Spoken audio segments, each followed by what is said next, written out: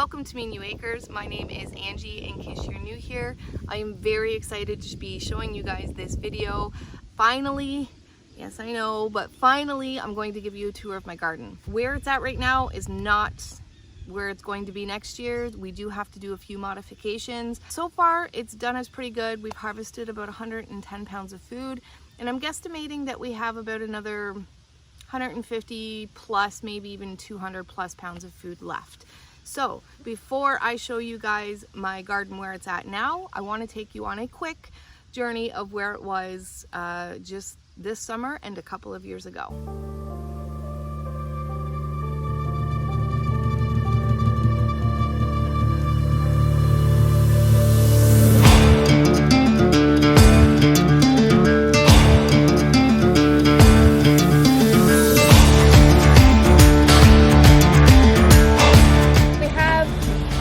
Probably about 2.5, maybe just under 2.5 feet of earth that we have been able to at least see right behind me.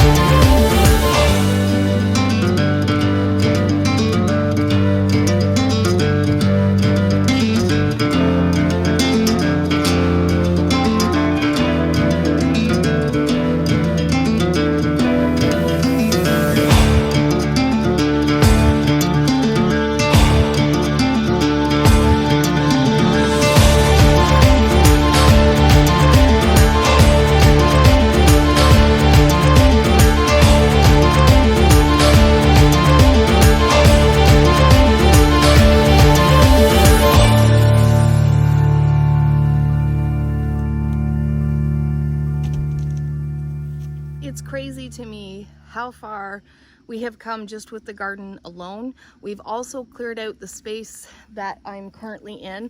You can see the house is right there, and below me we have a bunch of brush that we need to clear, which we're going to do this weekend, because I don't know if you could see it, but this tree right here, it's an apple tree, and my whole idea or plan was to create a walking path coming up from that apple tree and into here, and I'll show you guys how it leads into the garden.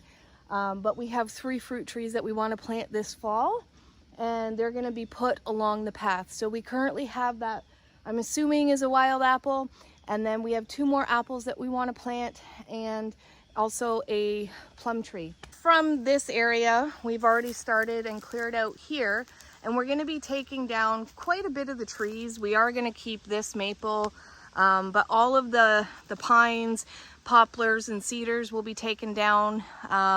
We'll take down this big tree, but we are going to keep this maple here. And basically, we're going to have a path that comes up from that apple tree and comes up all the way to here, hi Moby, which will lead out into the garden. So right behind me is the center of the garden, and I have a little buddy that won't stop meowing, but right behind me is the center of the garden, and we purposely left this open so that we can bring the backhoe into the space that we just were in and put all of the brush from what we've already cleared, and then also the brush from the path that we're going to create, and then just take it out with the backhoe. A lot less work for us. All right, buddy. You can have just a minute of pets. I know, he's a love bug. And he's also an amazing hunter, especially in Mama's garden.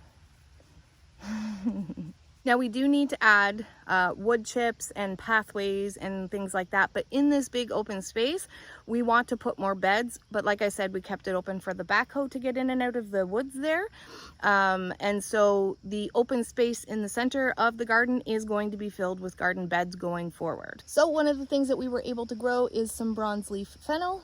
And right in front of the fennel is a bed that we already harvested most of everything from. This is where we were able to harvest 40 pounds of potatoes. And I have a little experiment going. So when we picked some of the red potatoes, there was still quite a few babies on them. So we put them back in the ground to see if they'll get even just a little bit bigger. Who knows? We'll see. It's an experiment. That's what I do with gardening all the time. This bed is San Marzano tomatoes, which there are quite a few of them. And they are just starting to ripen, so I have been picking them and putting them in the freezer so I can make whatever I'm going to make this year, which I'm thinking salsa and something else. Not quite sure what yet. Behind me, I have 4 more beds, 2 of which have done not so great, and the other 2, which I'll take you to, have done amazing. I don't know why 2 beds did better than the other 2. The only thing I can think of is that in the 2 that did really well, I have chicken and goat manure. And then these 2 beds, which have Super Shepherd peppers and jalapeno peppers, were cow manure that we brought in. So not quite sure why one bed did better than the other. I didn't treat any of them any different, but wait until you see my banana peppers. And we are going to be very quick in this bed because I just noticed some snake skin, which I don't mind because we have voles and moles and mice. But I also noticed a hole, so I don't know if he's in there, but I don't want you guys to hear my snake scream.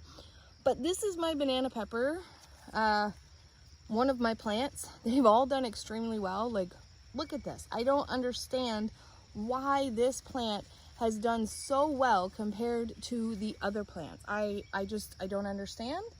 I've also got cayenne pepper back in here, and it's done really, really well.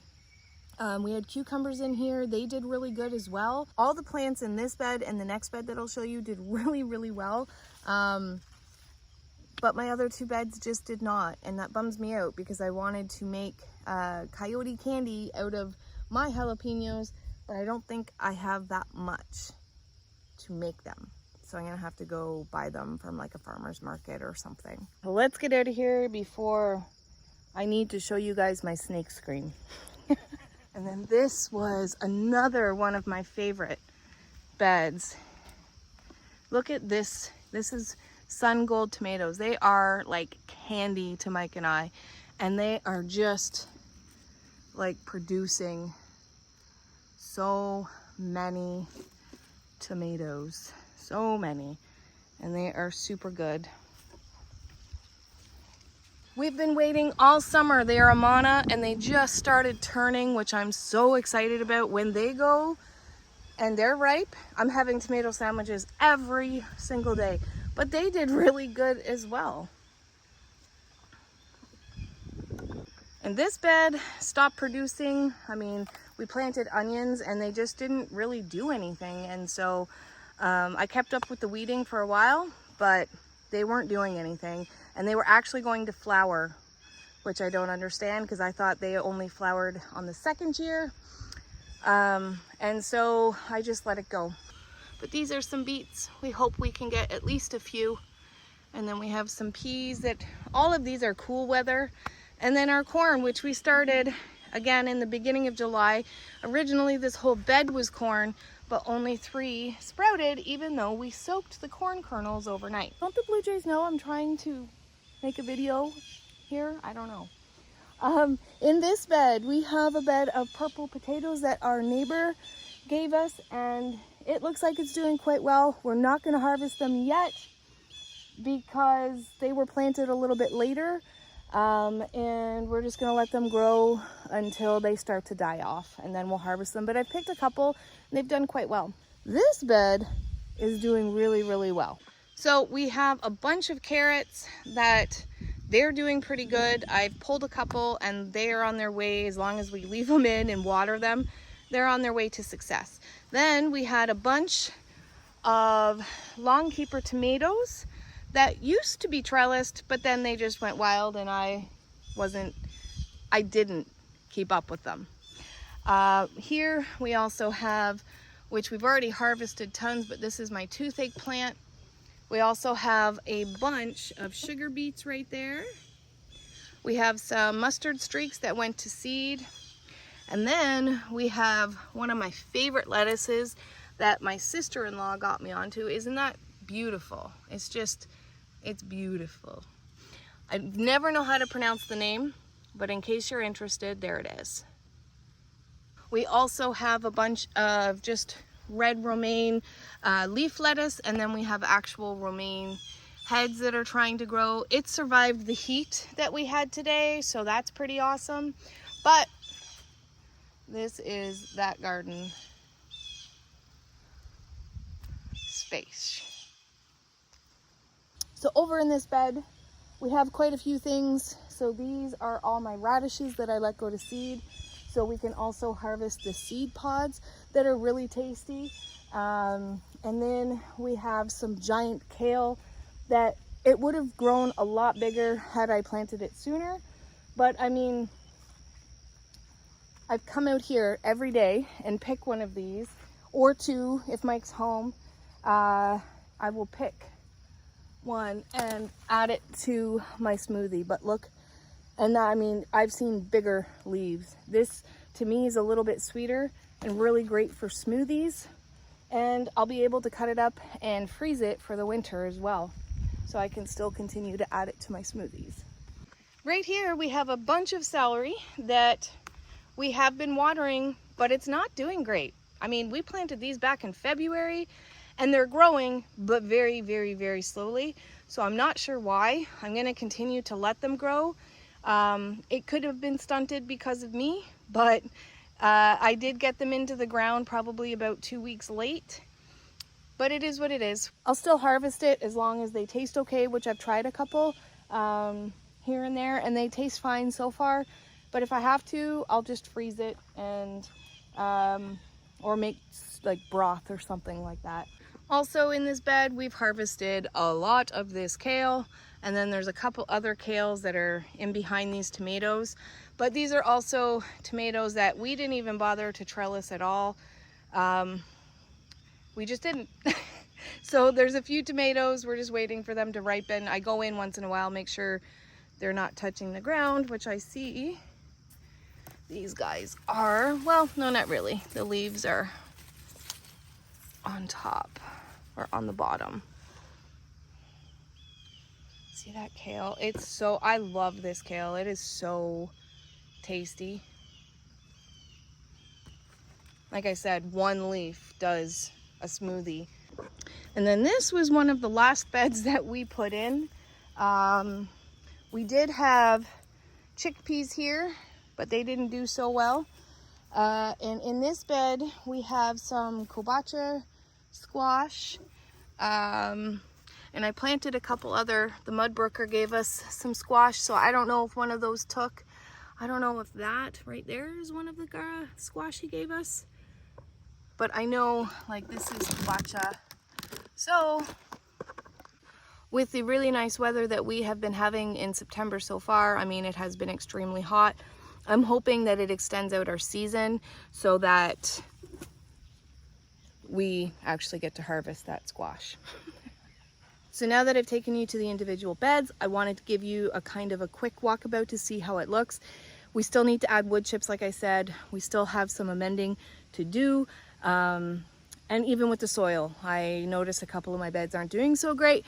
But once the maple leaves and the birch leaves fall from within there, we're gonna rake them up and we're gonna mulch them with or chop them up with a lawnmower and then put them into our beds and hope that helps them for next year.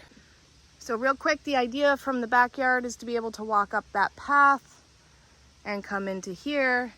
And right away, we have the squash bed and this bed that I was showing you. Oh, and there is the other potato bed. This isn't going to be a bed going forward. We're actually going to put a path right here, and then on this side we're going to put our blueberries. We put into the ground here a bunch of pine trees, so we're going to amend the soil a little bit. You can see it's really rocky and sandy, but we are going to amend it, put a top layer of soil on, good soil, and then plant our blueberries probably this fall. And then from the other side, we have that potato bed that we harvested. Can you tell we're utilizing the rocks? We have that first tomato bed. Don't mind all the weeds in between. That's why we want to mulch. We have the fabric to put down in between. We'll do that this fall too. We have these beds.